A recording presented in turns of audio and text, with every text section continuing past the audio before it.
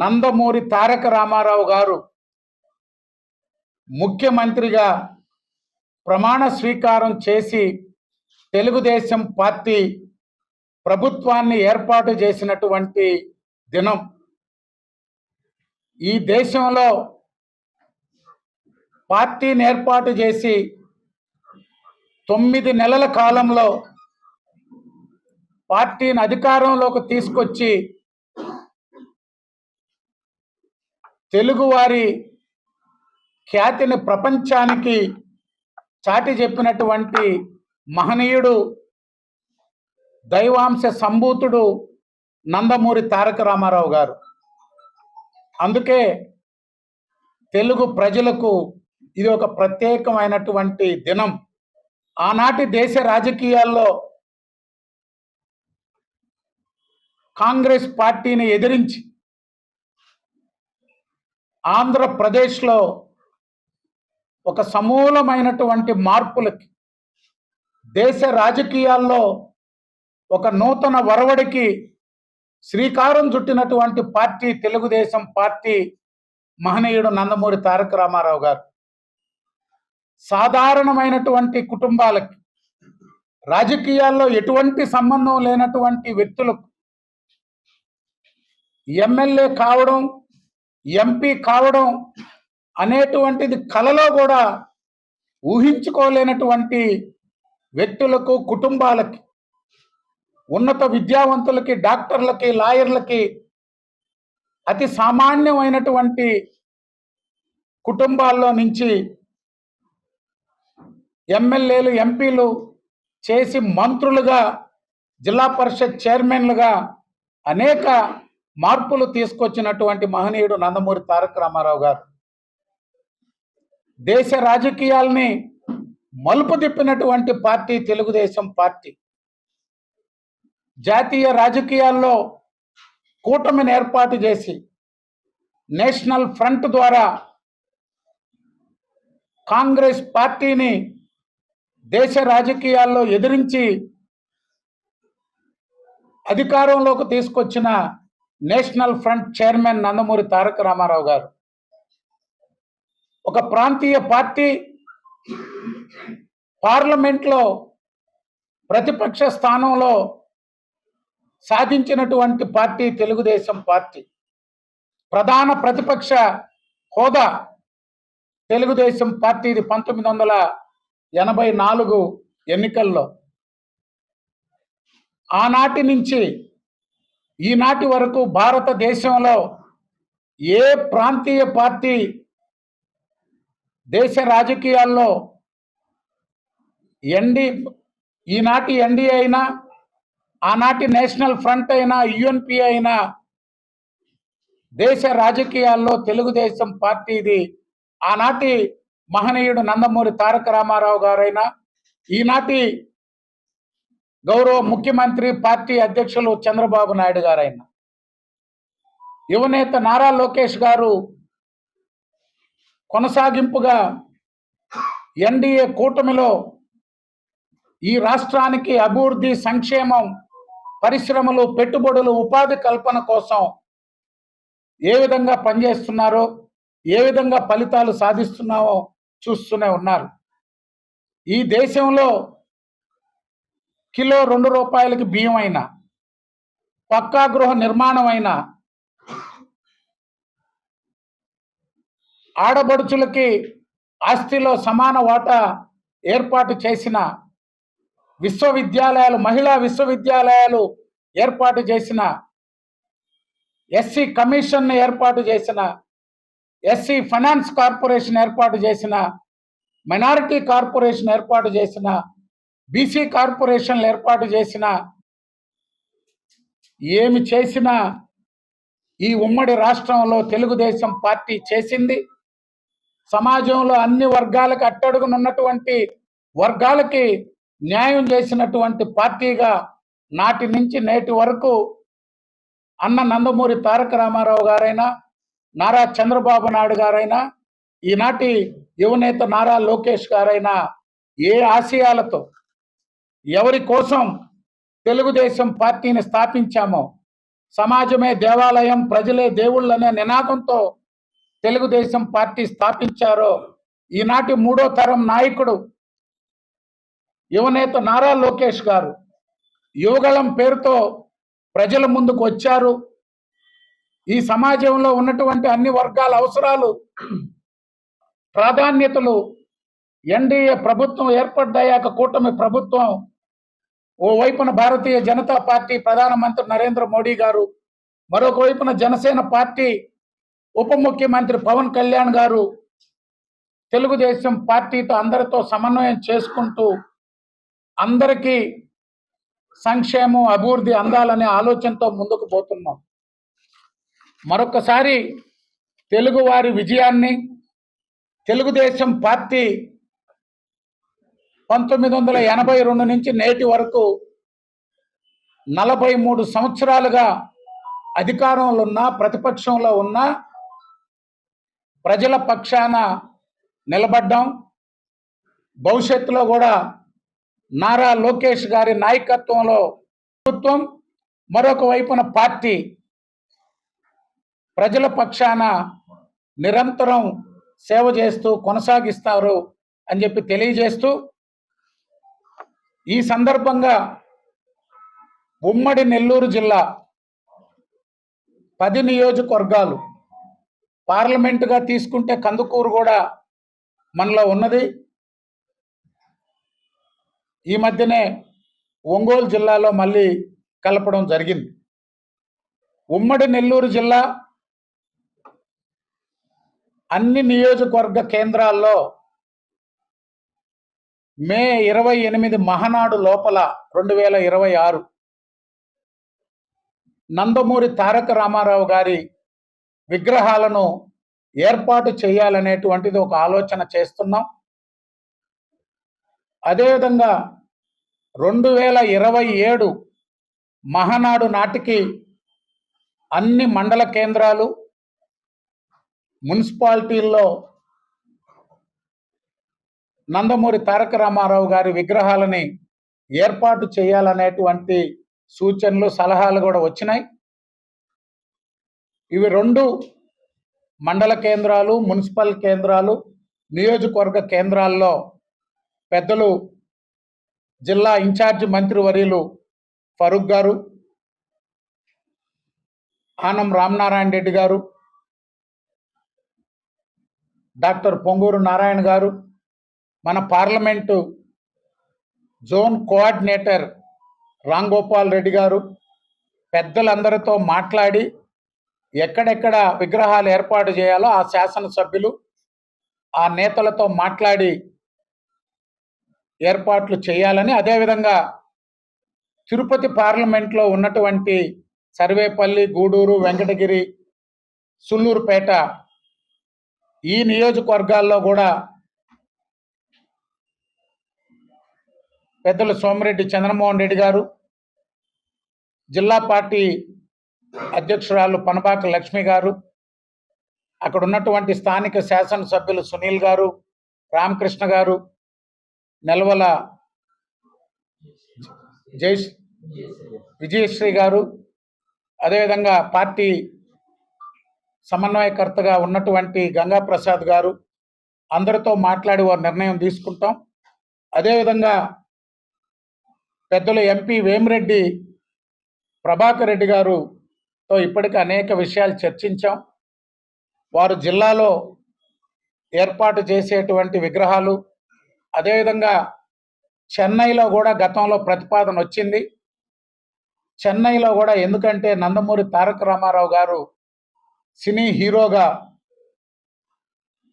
చెన్నైలో వారికి ప్రత్యేక స్థానం ఉంది.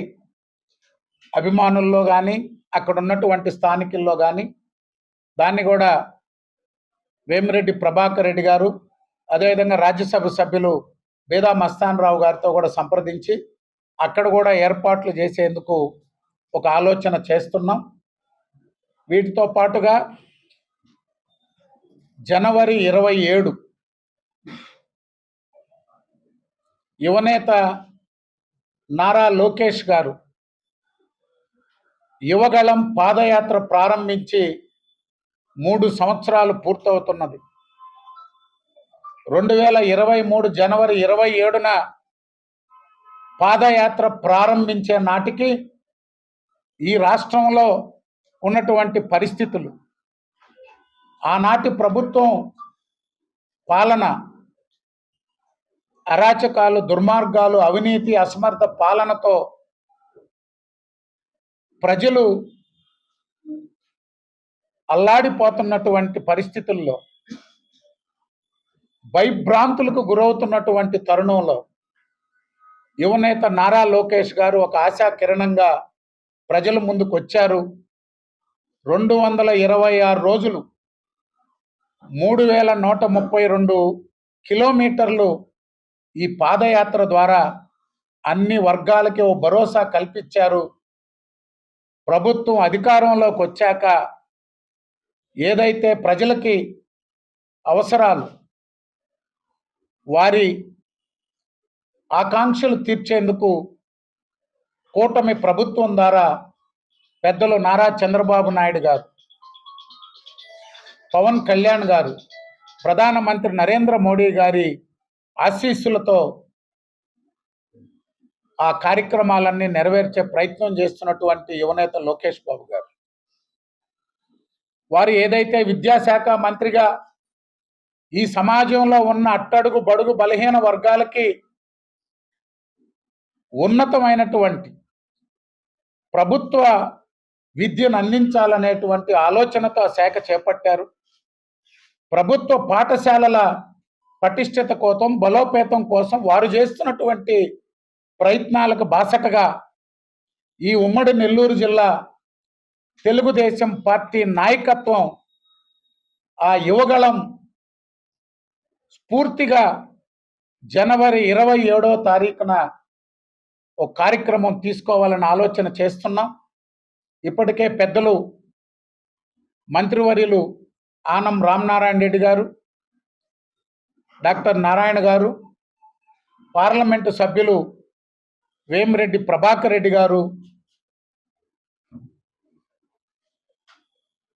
జిల్లా పార్టీ అధ్యక్షులు మాజీ అంటోళ్ళు, ఇంకా ఎందుకంటే ఆయన నన్ను ప్రమాణ స్వీకారం చేయించలేదు, అజీజ్ గారు, పెద్దలందరితో కూడా చర్చించాం. శాసనసభ్యులతో కూడా ఇంకా ఒకరిద్దరితో మాట్లాడాలి. ఉమ్మడి జిల్లా కేంద్రంగా నారా లోకేష్ గారి యువగళం కార్యక్రమానికి స్ఫూర్తిగా ఈ అన్ని నియోజకవర్గాల్లో సైకిళ్ల పంపిణీ కార్యక్రమాన్ని తీసుకుంటున్నాం.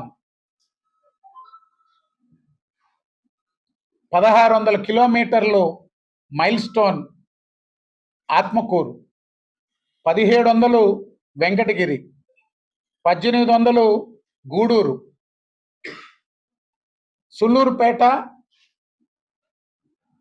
సర్వేపల్లిలో మైల్ స్టోన్స్ లేవు, కానీ చంద్రమోహన్ రెడ్డి గారు అక్కడ 2000 ఆయన కార్యక్రమాన్ని తీసుకుంటున్నారు. అదేవిధంగా సుళ్ళూరుపేట కూడా స్థానిక శాసనసభ్యులు పెద్దలతో మాట్లాడి అక్కడ నిర్ణయిస్తాం. కోవూరు ఎంపీ గారు ప్రభాకర్ రెడ్డి గారు, ఎమ్మెల్యే ప్రశాంత్ రెడ్డి గారు ఈ విధంగా ఒక ఆలోచన చేసిన వెంటనే 2000 మైల్ స్టోన్ ప్రకారం కోవూరులో ఎమ్మెల్యే గారు 2000 సైకిల్స్ని అక్కడ గ్రామీణ విద్యార్థులకు పంపిణీకి వారు ఆలోచన చేశారు. కావల్లో ఇప్పటికే ప్రారంభించాం. ఉదయగిరి ఎమ్మెల్యే గారితో మాట్లాడాం. దానికి ముందు అభ్యర్థిత్వాలు, ఇవన్నీ ప్రతిపాదనలు ఇవన్నీ జరిగినాయి. ఎక్కడ కూడా రెండోది, జిల్లా పార్టీ అధ్యక్షుడు, ప్రధాన కార్యదర్శి పాత్ర పార్టీ అధికారంలో ఉన్నప్పుడు మేము సమన్వయకర్తలం మాత్రమే. జిల్లాలో అభివృద్ధి కార్యక్రమాల పర్యవేక్షణకు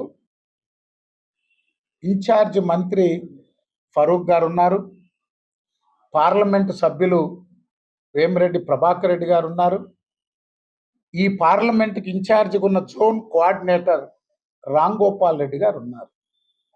వీరు ముగ్గురు జిల్లా మంత్రులు ఉన్నారు.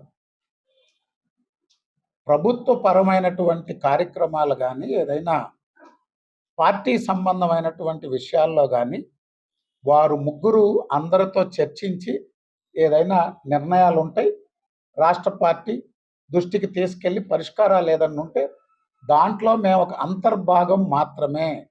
జిల్లా పార్టీ అధ్యక్షుడు, ప్రధాన కార్యదర్శి. 2014-19 వేరు. 14-19లో జిల్లా పార్టీ కేంద్రంగానే నడిచింది ఉమ్మడి జిల్లా. మేము గెలిచిన 3 సీట్లు ఆనాడు, 4 సీట్లు కొద్ది తేడాతో కోల్పోయాం. ఎంపీ అతి కొద్ది తేడాతో ఓడిపోయాం. 13-14 వేలతో ఎంపీ పోయింది. 20,000 ఓట్లతో 4 ఎమ్మెల్యే స్థానాలు, ఒక ఎంపీ ఓడిపోయాను 14లో కూడా. ఆ రోజు ఉన్నటువంటి పరిస్థితులు 7 ఎమ్మెల్యేలు, 2 ఎంపీలు, ఒక జిల్లా పరిషత్ చైర్మన్, వైఎస్ఆర్సీపీ నాయకత్వం, 3 ఎమ్మెల్యేలు జిల్లా మొత్తం మీద. అందుకు ఆనాడు జిల్లా పార్టీ జోక్యం చేసుకోవాల్సినటువంటి పరిస్థితులు ఉన్నాయి. జిల్లా పార్టీ అధ్యక్షుడిగా, ఎమ్మెల్సీగా సమన్వయపరుచుకొని పార్టీని అభివృద్ధి కార్యక్రమాలు ఆనాటి పరిస్థితులు. ఈనాడు మాకు జిల్లా అంతా శాసనసభ్యులు ఉన్నారు, పార్లమెంటు సభ్యులు ఉన్నారు, బలమైనటువంటి నాయకత్వం ఉంది. నిన్ననే మాకు సమావేశం జరిగింది. పార్టీ వేరు, ప్రభుత్వం వేరు. అందుకే 2026 నుంచే 2029 ఎన్నికల అజెండాగా తీసుకుంటున్నాం. జిల్లా పార్టీ అధ్యక్ష, ప్రధాన కార్యదర్శి జిల్లా అంతా తిరుగుతాం. ప్రతి మండలానికి అవసరమైతే నియోజకవర్గ శాసనసభ్యుని పెట్టుకొని వెళ్తాం. పార్టీ పరమైనటువంటి కార్యక్రమాలను సమీక్షిస్తాం, పర్యవేక్షిస్తాం. అవసరమైన మేరకు వారితో కలిసి అక్కడ ఉన్నటువంటి పరిస్థితులు చక్కదిద్దేటువంటి దానికి జోన్ కోఆర్డినేటర్, జిల్లా ప్రెసిడెంట్, సెక్రటరీ, 3 పార్టీ వ్యవస్థ. జోన్ కోఆర్డినేటర్ ప్రభుత్వ వ్యవస్థలో కూడా ఉంటారు. చాలా మార్పులు మాకు ఇంటర్నల్గా పార్టీలు అనేక వర్క్ డివిజను, రోల్ క్లారిటీలు ఇచ్చారు. గతంలో ఉన్నటువంటి మాకు 40 సంవత్సరాల వయసు వచ్చింది తెలుగుదేశం పార్టీకి కూడా. నాయకత్వం 25 ఏళ్ల ఉత్సాహంలో ఉన్న చంద్రబాబు నాయుడు గారు ఇంకా ఆయన నవయువకుల్లాగే పనిచేస్తున్నారు. ఇంక మా యువనేత గురించి చెప్పనవసరం లేదు. ఇంటర్నల్గా అనేక ఇష్యూస్ ఉంటాయి.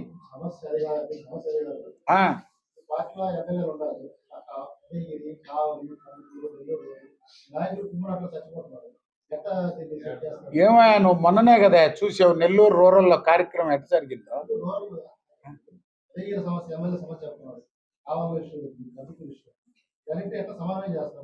ఇప్పుడు కుటుంబ సమస్యలే అన్నీ. ఇప్పుడు మీ ఆవిడ నువ్వు ఉదయం నుంచి రాత్రి దాకా ఒకటే ఉంటారా? ఇప్పుడు నీకు పెళ్ళి ఎన్ని సంవత్సరాలు అయింది? ఉదయం, మధ్యాహ్నం, సాయంత్రం, రాత్రి. ఉదయం రుసరుసలాడద్దామని నువ్వు రుసరుసలాడితే బయటకు వస్తావు, మళ్ళీ సాయంత్రం నవ్వుకుంటా పోతావు లోపలికి. ఇది మా కుటుంబం. ఈ కుటుంబంలో ఉంటాయి, లేవని ఏం చెప్పట్లే. జిల్లాలో బలమైనటువంటి బలంగా ఉన్నాము, 10 నియోజకవర్గాలు మాకు ఉన్నాయి, ఎంపీ అందరూ ఉన్నారు అంటారు. కాబట్టి ఒక వైసీపీ జిల్లా అధ్యక్షుడు చంద్రబాబు నాయుడు విమర్శిస్తున్నారు, లోకేష్ విమర్శిస్తున్నారు.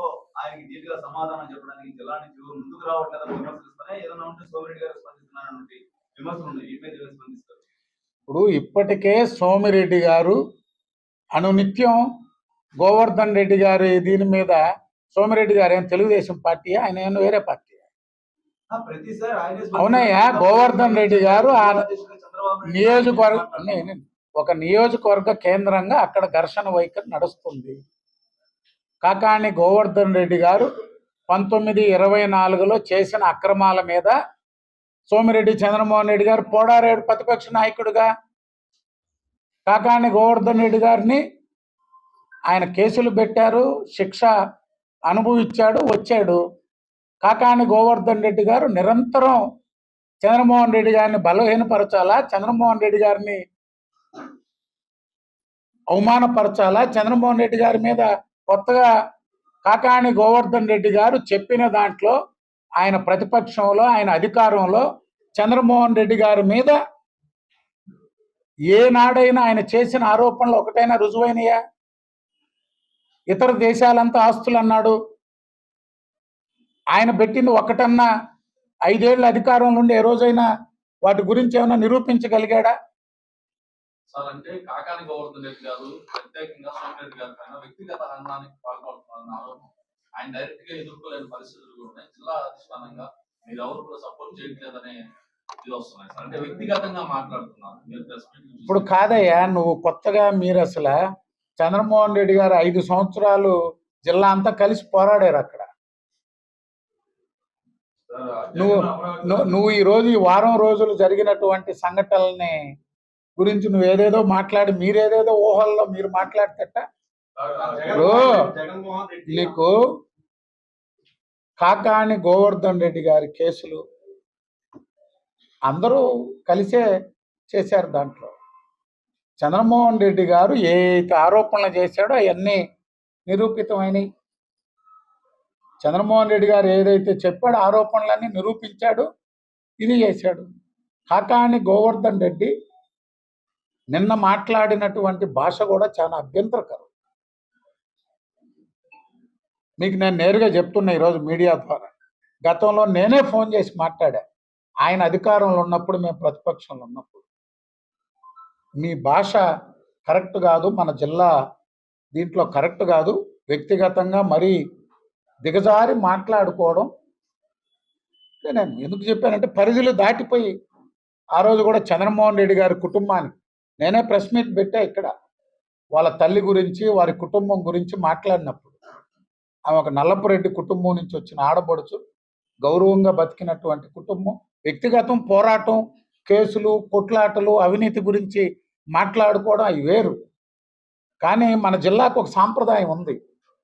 నెల్లూరు జిల్లా అంటేనే ఒక గౌరవప్రదమైన రాజకీయాలు నడుపుతారనేటువంటిది మేము అందరం మాట్లాడాం. అజీజ్ గారు ఆ రోజు మొత్తం మన జిల్లాలో అందరం కూడా స్పందించాం. రాయలసీమ ఎత్తిపోతల పథకాన్ని జగన్మోహన్ చంద్రబాబు నాయుడు తెలంగాణ సీఎం తో ఒక చీకటి ఒప్పందం చేసుకుని దాన్ని పూర్తిగా ఎత్తేసారని చెప్పి జగన్మోహన్ రెడ్డి అన్నారు. జగన్మోహన్ రెడ్డి అట్టగాక ఎట్ట చెప్తాడు?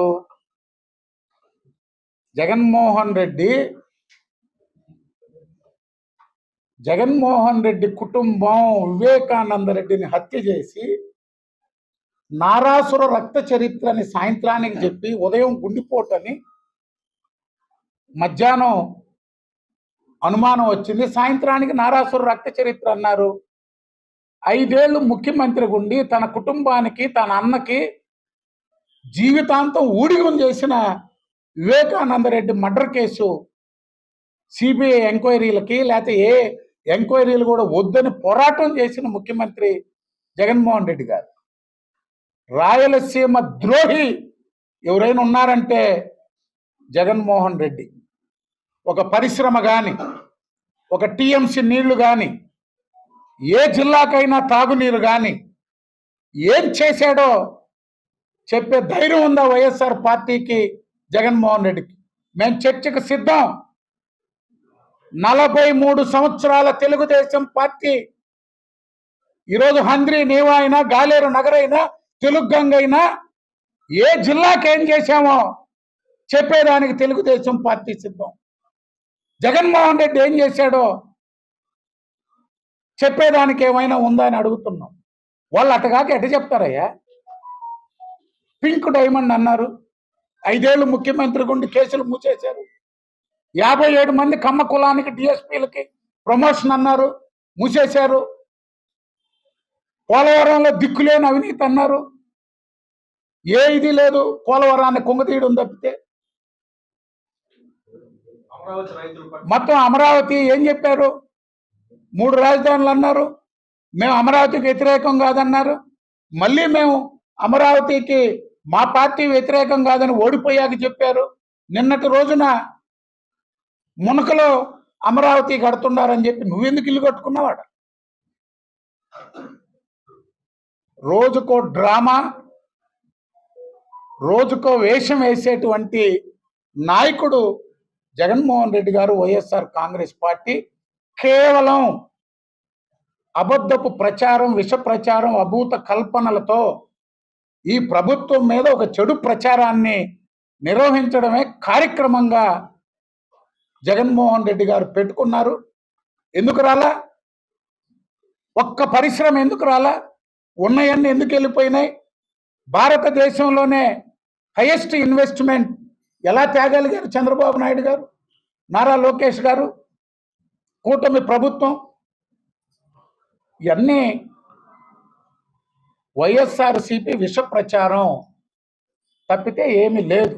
భోగాపురం విమానాశ్రయం మేము చేసింది, మా టైంలోనే అది దాదాపు పూర్తి చేయింది, దాన్ని వీళ్ళు క్రెడిట్ చేసుకుంటున్నారు అంతేనా అంటున్నాడు. మరి ఇప్పుడే చెప్పానా స్వామి? కాదయా ఒక్క నిమిషం, చంద్రబాబు నాయుడు మంచోడు, భోగాపురం ఎయిర్పోర్ట్ సూపర్ గా కట్టాడని చెప్తాడా?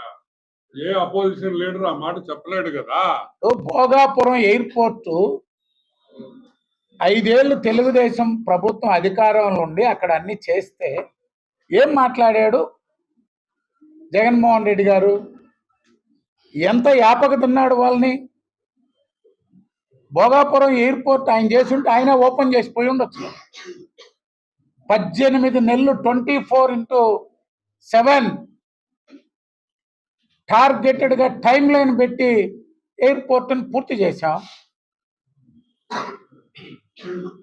ఈరోజు వైజాగ్ ఒక పారిశ్రామిక కేంద్రంగా, ఒక ఐటీ కేంద్రంగా తీర్చిదిద్దేదానికి ఇంటర్నేషనల్ ఎయిర్పోర్ట్ అక్కడ అవసరం కాబట్టి ఈ ప్రభుత్వం 18 నెలల కాలం పోలవరం, వైజాగ్ ఎయిర్పోర్ట్ తన జిల్లాలో కడపలో ఆయన తండ్రి పేరు వైఎస్ఆర్ కడప జిల్లా స్టీల్ ప్లాంట్ పెట్టావా 5 ఏళ్ళు ముఖ్యమంత్రిగా? ఆయన నాయన ఒక శంకుస్థాపన, ఈయన ఒక శంకుస్థాపన. 5 ఏళ్ళు సొంత జిల్లాలో ఒక చిన్న స్టీల్ ప్లాంట్ పెట్టలేని నాయకుడు ఆయన ఉద్ధరించాడంట.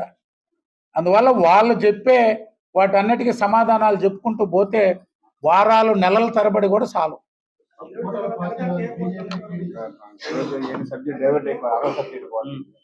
రైట్, ఇంకోసారి మాట్లాడుకుందాం.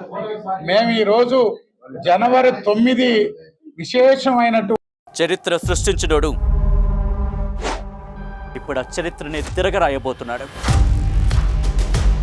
అబద్ధాల గోడల్ని బద్దలు కొట్టి నిజాలను రాగా మీ ముందుంచబోతున్నాడు.